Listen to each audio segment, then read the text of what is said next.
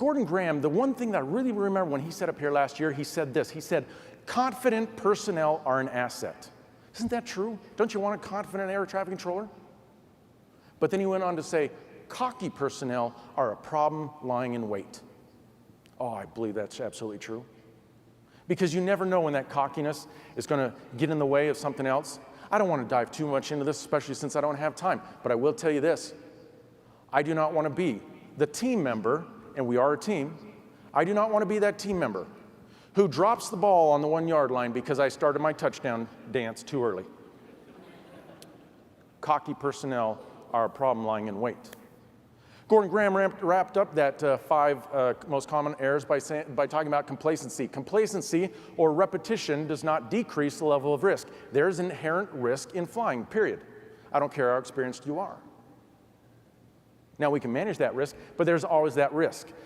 However, complacency makes us immune to that. Now, complacency can mean a couple different things. I want to give you 2. Number 1, this is my other daughter. And this is what she did in my car a couple months ago. I'm still not quite over it, but if you'll allow me to get it off my chest, maybe it'll be therapeutic for me. I had this car since 2002. Loved that car. I named it Brad. No, I didn't. But it was a good commercial anyway. I'm not even sure what company is that for, but they should really be paying me right now. She was waiting to make a left-hand turn. A left-hand turn, ladies and gentlemen of the jury. She had to wait for the oncoming cars. Now, if it was a blind spot, I might be able to understand. But she was waiting for the cars that were coming at her. And as the last one passed, she turned right into it. I'm a human factors guy. I want to know the why. Let's talk about the why. Why did that happen, dear?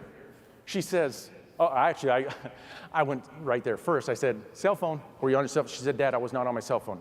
I promise. And I believe her. I believe her mostly because she was backed up by her sister and her little sister's friend who was also in the car. But I digress. And I said, well, what was it then if you weren't on your cell phone? You know what she said?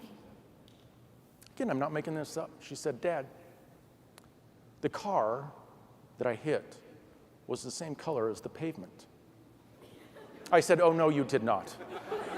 I do not accept that premise. I don't accept it at all. But as I talked to her, I think what she did was she looked, but she didn't see. She looked, but she didn't see.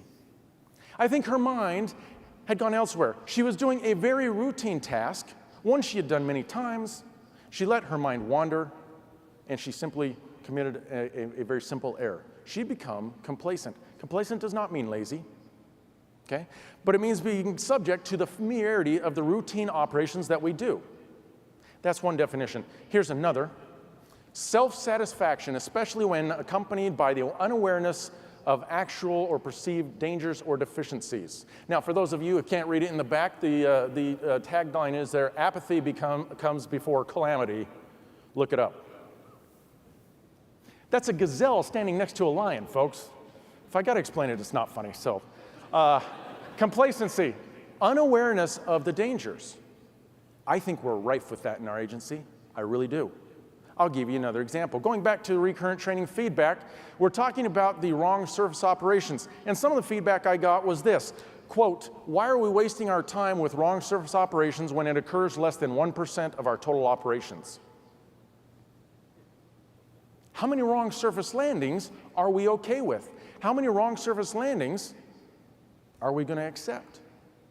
Could a wrong surface landing result in a calamity?